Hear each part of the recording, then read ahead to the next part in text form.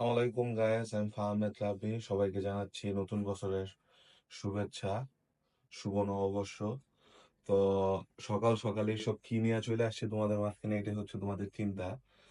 আসলে আমাদের বাসা যেহেতু নারায়ণগঞ্জে, তো নববর্ষে তেমন একটা আমাদের ওই পান্তা ইলিশ খাওয়া হয় না।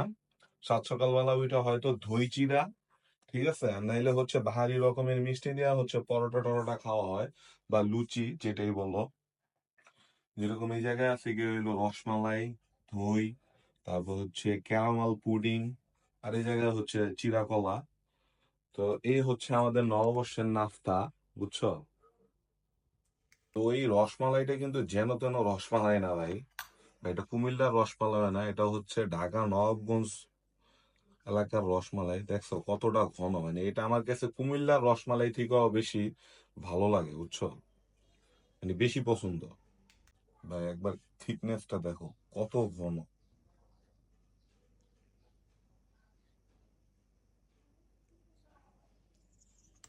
তো একটু দই নিয়ে দই চিড়াটা শুরু করা যাক সবার আগে। ও, এটা সেই প্রাণবল্লভেরই দই, খুবই ঘন ভাই, বুঝছো?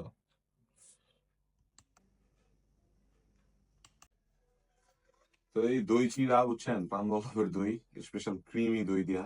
সকাল সকাল আমরা বেশিরভাগ নারায়ণগঞ্জে পয়লা বৈশাখে এই জিনিসটাই খেয়ে থাকি, দই চিড়া। হম, অস্থির ভাই।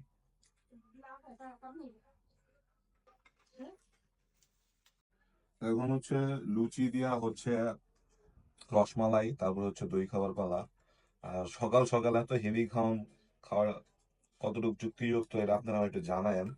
এ হচ্ছে বাসায় তৈরি করা ক্যারামেলাইজড পুডিংটা, ঠিক আছে?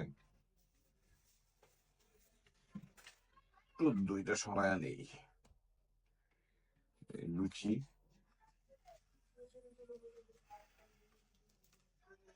তবে ভাই এই দই দিয়া পরোটা আর এই রসমালাই দিয়া পরোটা ভাই আমার কাছে অস্থির লাগে।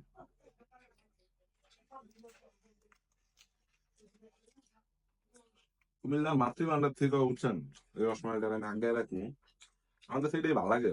এখন কুমিল্লা মাসে মনে করেন কমেন্ট সেকশনে যায় গালি গালা শুরু করবো,